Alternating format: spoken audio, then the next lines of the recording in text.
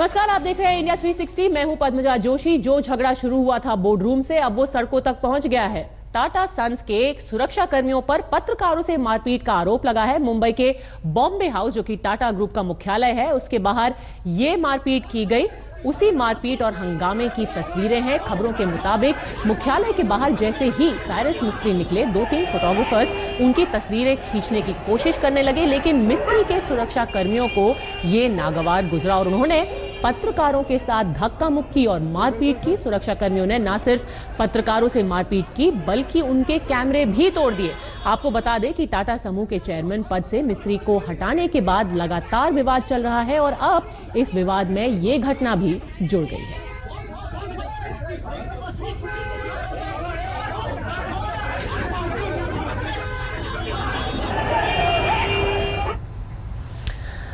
मुंबई के पत्रकार एसोसिएशन ने भी इस घटना की कड़े शब्दों में निंदा की है। आगे बढ़ते हैं। दिल्ली के आजाद मार्केट के मिल वाली गली में एक 4 मंजिला पुरानी इमारत गिरने से सनसनी फैल गई।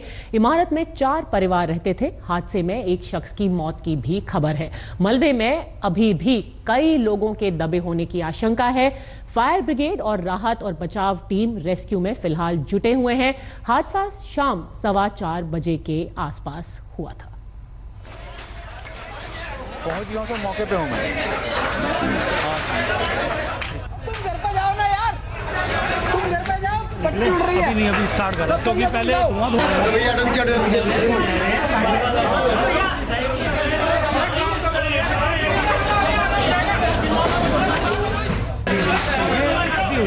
घंटा पौने घंटा। दिल्ली से एक खबर। पूर्व सैनिक रामकिशन ग्रेवाल और 1 रैंक 1 पेंशन का मुद्दा अभी शांत होने का नाम नहीं ले रहा। आज फिर दिल्ली की सड़कों पर हंगामा मचा। यूथ कांग्रेस के कार्यकर्ताओं ने प्रदर्शन किया तो पूर्व सैनिकों से मिलकर राहुल गांधी ने एक बार फिर सीधे प्रधानमंत्री पर निशाना साधा और कहा कि अब उनको लोगों से झूठ बोलना बंद कर देना चाहिए। लगातार तीसरा दिन है पूर्व सैनिक रामकिशन ग्रेवाल की खुदकुशी को लेकर कांग्रेसी सड़कों पर हैं। ग्रेवाल की खुदकुशी 2 दिन में राहुल को 3 बार हिरासत में लेने और 1 रैंक 1 पेंशन के मुद्दे पर दिल्ली में यूथ कांग्रेस ने प्रदर्शन किया। पीएमओ की तरफ जाते हुए जब पुलिस ने रोका तो धक्का मुक्की हुई, जिसके बाद पुलिस को पानी की बौछार का इस्तेमाल करना पड़ा। आप देख सकते हैं यूथ कांग्रेस के कार्यकर्ता हैं जो प्रदर्शन कर रहे हैं। ये पीएमओ की तरफ जाना चाहते हैं। एक बैरिकेड इन्होंने तोड़ दिया है। यूथ कांग्रेस अध्यक्ष राजा अमरिंदर बरार, आप देख सकते हैं यहाँ पे पूरी ताकत का प्रदर्शन हो रहा है। उधर राहुल ने भी मुद्दे को जिंदा रखा। पूर्व सैनिकों से मिले और फिर पीएम मोदी की तरफ जुबानी तोप का मुंह कर दिया कि जिसको नरेंद्र मोदी जी 1 रैंक 1 पेंशन कह रहे हैं, वो सिर्फ पेंशन एनहांसमेंट है। वो 1 रैंक 1 पेंशन नहीं है। और ये हिंदुस्तान का हर जवान, हर जनरल, हर कर्नल, हर कैप्टन जानता है और इस बात को समझता है। नरेंद्र मोदी जी, आप झूठ बोलना बंद करिए, 1 रैंक 1 पेंशन करिए।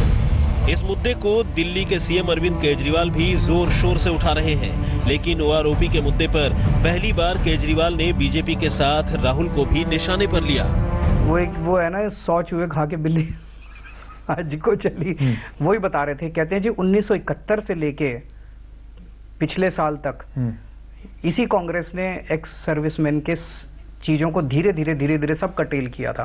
मतलब यही लोग जिम्मेदार हैं आज आर्मी की जो हालत है, और अब ये लोग नाटक कर रहे हैं। उधर केंद्रीय मंत्री वीके सिंह ने फेसबुक पर पोस्ट लिखकर विरोधियों पर निशाना साधा। 2 प्रश्न हैं जिनसे सबको चिंतित होना चाहिए। क्या राजनीतिक गिद्धों की भूख इतनी बढ़ चुकी है कि उन्होंने अब शिकार भी करना शुरू कर दिया है? यदि ये नेता रामकिशन ग्रेवाल को शहीद मानकर उनके परिवार वालों को नौकरी के साथ 1 करोड़ रुपए दे रहे हैं, तो क्या वो सैनिकों में आत्महत्या को बढ़ावा नहीं दे रहे? अहमद अजीम और कुमार विक्रांत के साथ अंकित त्यागी, दिल्ली, आज तक।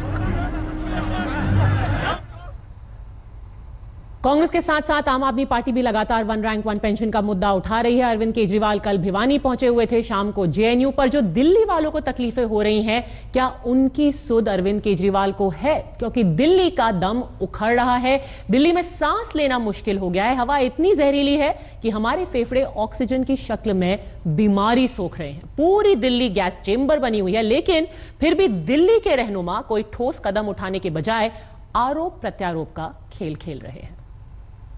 घुटता है दम दम दम दम दम दम दम दम दम दम घुटता है, घुटता है दम दम दम दम दम दम दम दम दम दम घुटता है। घुट रहा है दिल्ली वालों का दम।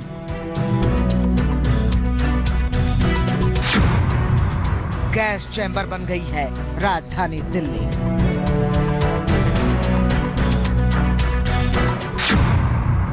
जहरीली हवा ने तोड़ डाला 17 साल का रिकॉर्ड। आपकी सांस में जा रहा है 25 सिगरेट का धुआं रोज।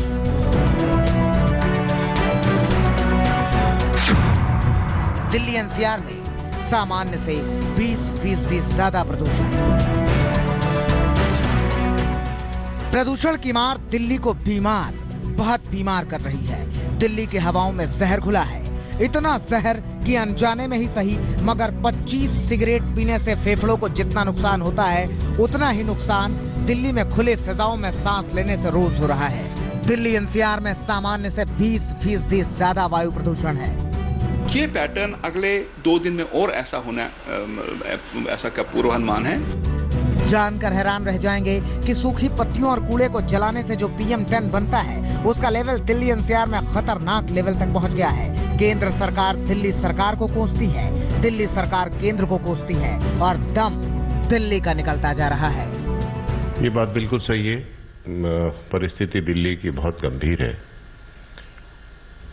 इस पे सारे दिन काम करने की जरूरत है।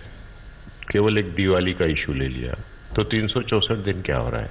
सबसे बड़ा कारण जो है वो आसपास के स्टेट्स के अंदर जो फसलें जलाई जा रही हैं, वो बहुत बड़ा कारण है। और इसको आप आइसोलेशन में नहीं देख सकते, बिकॉज आइसोलेशन में आपको समाधान नहीं मिलेगा। हालात इतने बुरे हैं कि एनजीटी को दखल देना पड़ा है। एनजीटी ने कहा है कि केंद्र और दिल्ली दोनों सरकारें प्रदूषण पर कुछ नहीं कर रही हैं। 20 मीटिंग करने से दिल्ली में प्रदूषण पर क्या असर पड़ा? 10 साल पुरानी डीजल गाड़ियां अब तक सड़क से क्यों नहीं हटी? और बिल्डर्स नियमों की धज्जियां क्यों उड़ा रहे हैं? एनजीटी ने इस पूरे मसले पर 8 नवंबर तक रिपोर्ट मांगी है। दिल्ली से रोशनी ठोकने के साथ आज तक ब्यूरो।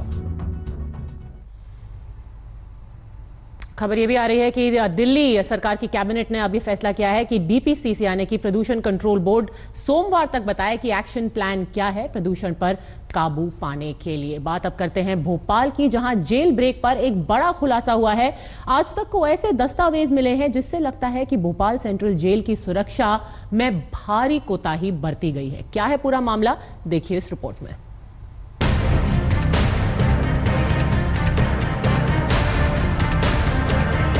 किसी अभेद्य किले की तरह दिख रहे भोपाल सेंट्रल जेल से सिमी के 8 आतंकवादी दिवाली की रात कैसे भागे, इस पर हुआ है एक बड़ा खुलासा।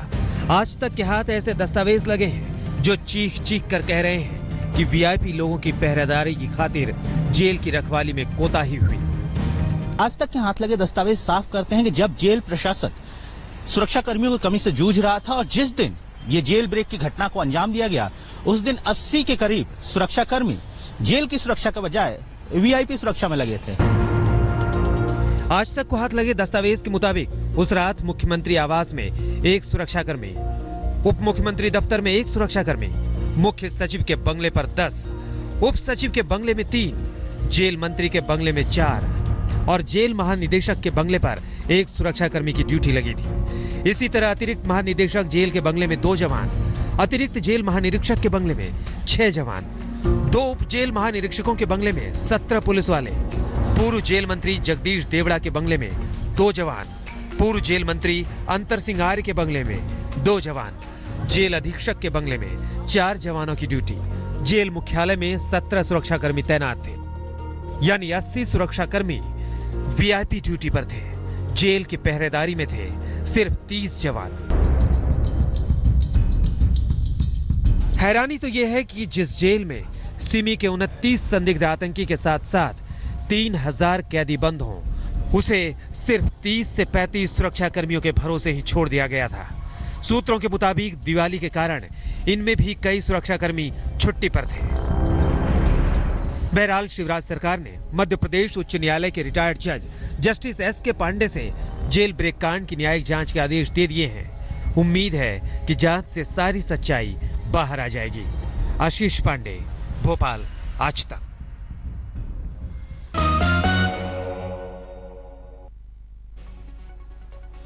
आप देख रहे हैं इंडिया 360। बात अब उत्तर प्रदेश की, जहां के सीएम अखिलेश यादव एक तरफ समाजवादी विकास यात्रा पर हैं, तो दूसरी तरफ लखनऊ में समाजवादी पार्टी के रजत जयंती समारोह की तैयारी जोरों पर है। कल समाजवादी पार्टी का रजत जयंती समारोह लखनऊ के ज्ञानेश्वर मिश्र पार्क में है। पार्टी के प्रदेश अध्यक्ष शिवपाल यादव आज खुद पार्क जाकर तैयारियों का जायजा लेते नजर आए। कल के समारोह में सबकी नजर शिवपाल और अखिलेश पर ही होगी। रथ यात्रा के मौके पर दोनों एक मंच पर नजर तो आए, लेकिन दोनों के बीच हल्की दरार का आभास भी हुआ। आज तक ने कल की तैयारी पर शिवपाल यादव से की खास बातचीत। समाजवादी पार्टी अपने रजत जयंती समारोह को भव्य और यादगार बनाना चाहती है। हमारे साथ है शिवपाल यादव जो पूरी व्यवस्था को देख रहे हैं। शिवपाल जी, बहुत शानदार भव्य इंतजाम दिख रहा है। क्या आपको उम्मीद है कि 25 साल पूरा होने का आयोजन बहुत शानदार यादगार होगा? देखिए, हमारी पूरी तैयारियां हो गई हैं और ये कार्यक्रम शानदार होगा।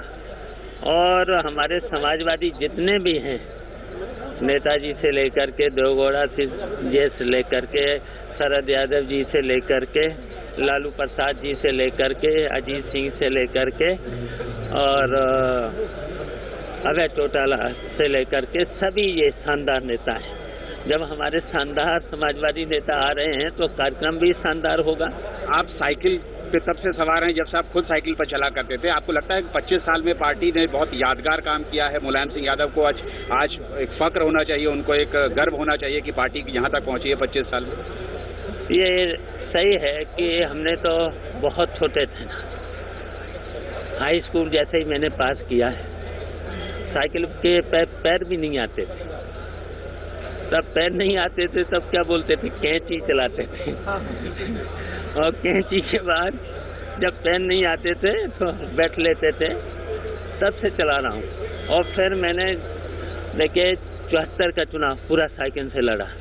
74 के बाद 77 का चुनाव मैंने साइकिल से लड़ा और 77 के बाद 80 का चुनाव मैंने लड़ा। उसके बाद 84 का चुनाव लड़ा है।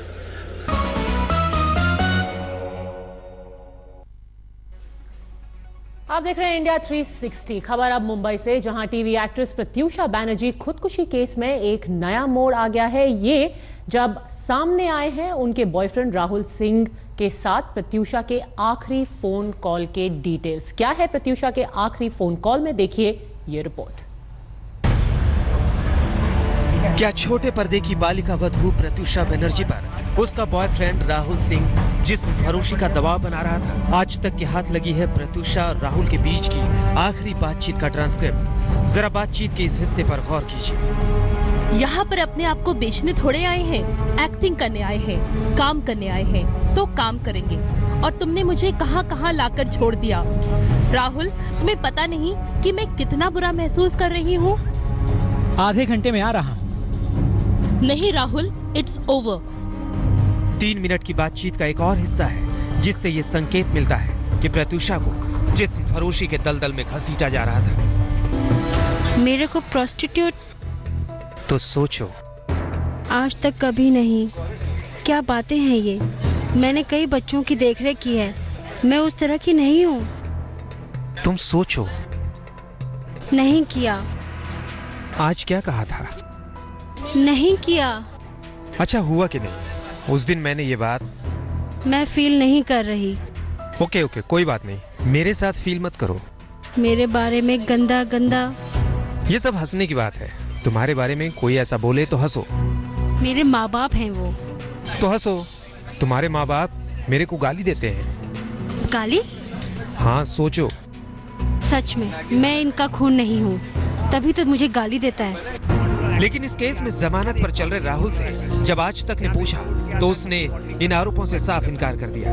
अब प्रत्युषा बैनर्जी के केस में मुझे हर बार खींचा जा रहा है। किसके लिए खींचा जा रहा है मेरे को? सौरभ वक्तानिया, मुंबई, आज तक।